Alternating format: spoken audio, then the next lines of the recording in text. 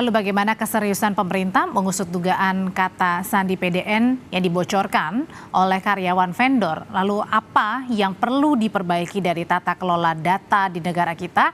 Kami bahas malam hari ini bersama Pratama Persada, Chairman Lembaga Riset Keamanan Cyber dan Komunikasi CISREC. Selamat malam, Bang Pratama.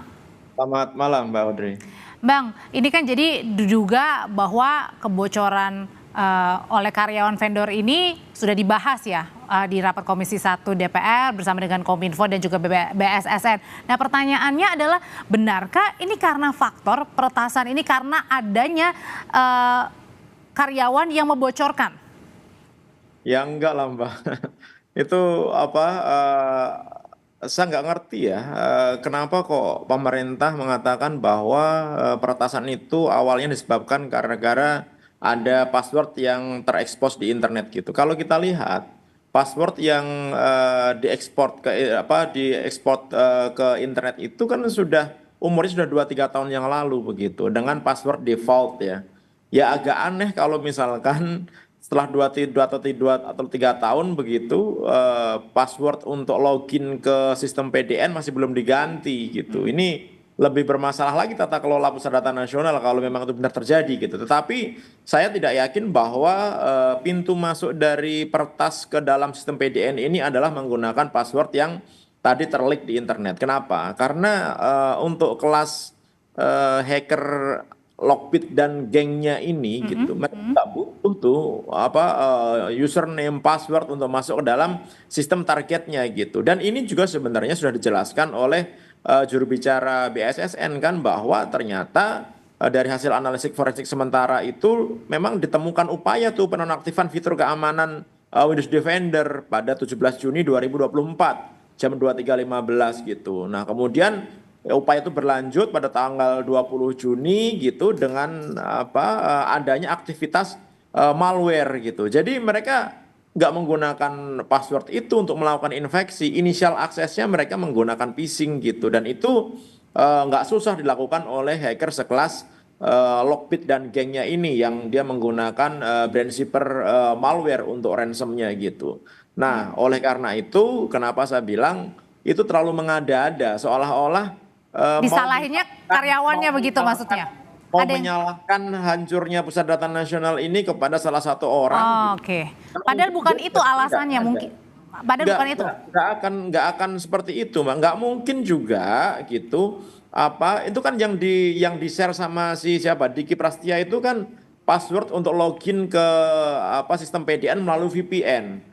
Ada username-nya, ada passwordnya yang password default gitu. Kan otomatis setelah login itu biasanya langsung terganti passwordnya atau langsung diganti passwordnya. Jadi udah nggak ada gunanya itu dokumen walaupun udah diupload ke internet nggak akan ada gunanya gitu karena passwordnya sudah diganti. Nah, beda urusan kalau ternyata passwordnya belum diganti ya itu memang agak aneh sekali gimana ceritanya sistem keamanan sekelas pusat data nasional tidak mengganti password setelah bertahun-tahun. Nah, itu Mungkin lebih karena juga nggak kepikiran kali siapa sih yang mau meretas gitu. mungkin, Mbak, ini sudah standar sekali dalam sistem keamanan itu basic-basicnya sistem keamanan digital gitu mengganti password gitu. Makanya saya bilang anak SD aja sekarang sudah tahu cara mengganti password, bikin password yang Dan bikin password juga yang kuat, susah-susah ya, nggak mungkin kayak tanggal lahir begitu ya. Kalau misalkan tidak diganti selama 2 tahun atau 3 tahun, ya nak paut lah.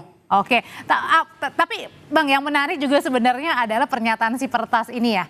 Sepertinya kalau saya mengartikan seperti kasihan ya, atau mungkin kayaknya greget juga dengan kita gitu. Akhirnya makanya mereka oke lah kita akan memberikannya. Jadi seakan-akan mereka yang kasihan kepada kita. Itu apa sebenarnya yang dibaca, Bang, dari pernyataan Pertas? Ini memang agak aneh ya gitu. Kita semua teman-teman pemerhati IT keamanan cyber itu juga sedang bertanya-tanya ini kok bisa ya gitu hacker grup ransom Lockbit ini tiba-tiba dia memberikan key secara cuma-cuma setelah dia meminta tebusan 8 juta US dollar dan ini belum pernah terjadi gitu ya kan. Dia juga bilang bahwa ya ini kalian terlalu lemahlah sistemnya gitu. Kita sudah dapat semua datanya juga, sehingga apa kalau kalian macam-macam bisa kita buka datanya dan lain-lain gitu. Memang agak aneh sih gitu ya kan, tetapi ternyata memang kan mereka memberikan beneran gitu apa dekriptor untuk PDN yang tersandi oleh sistem ransomnya mereka gitu. Dan saat ini BSSN sedang apa mencoba gitu on proses bagaimana menggunakan kunci yang diberikan peretas itu untuk membuka data yang terenkrip di pusat data nasional.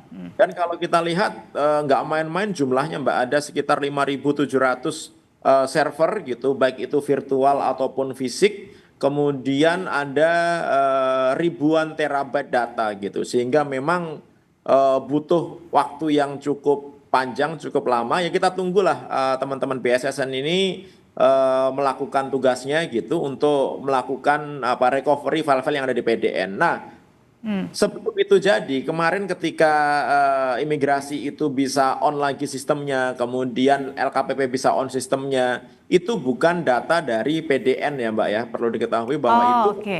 karena mereka memiliki backup di yang mereka sendiri gitu. Jadi karena sistem PDN itu sudah rusak total, sehingga mereka ketika masih memiliki Backup data, data ya.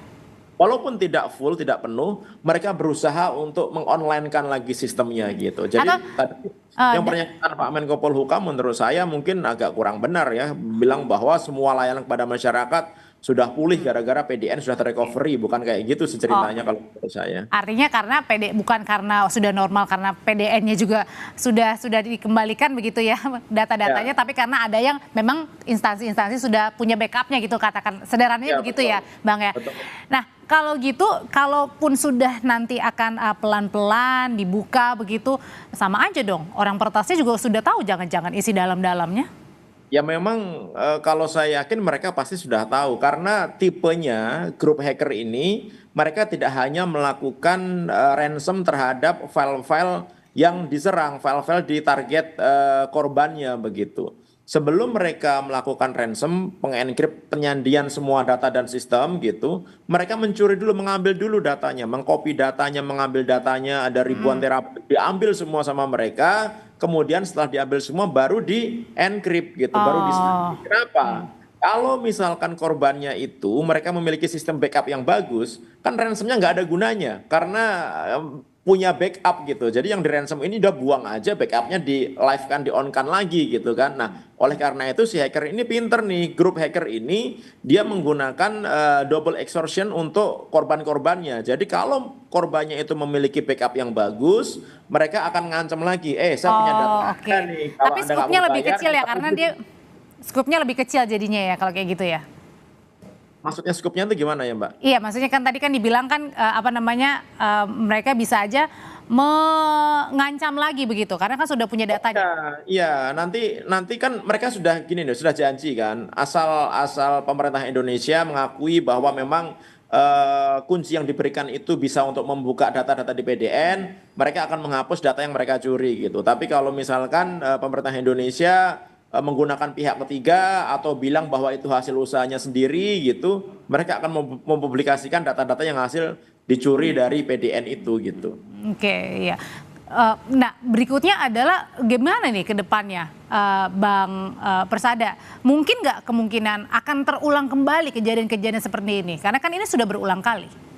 Ya menurut saya mungkin sekali gitu karena keamanan cyber itu belum menjadi priority di negara kita gitu. Kita lihat kemarin ketika sedang rame-rame judi online ya sebelum adanya rame PDN ini gitu. Kita lihat ada ratusan bahkan ribuan gitu website milik pemerintah kita, milik militer, milik kampus-kampus itu juga diretas oleh agen-agen judi dan bandar-bandar judi gitu. Itu Oke. menunjukkan bahwa kita ini belum siap sebenarnya. Oleh karena itu kenapa keamanan cyber itu harus benar-benar menjadi priority. Mindset para pemimpin kita itu Oke. harus berpikir bahwa ini adalah ancaman yang nyata gitu. Baru kita bisa melawan nih para hacker ini, Mbak gitu. Baik, Direktur Cisrek, terima kasih Bang Pratama Persada sudah berbagi informasi di Sapa Indonesia Malam. Sehat selalu.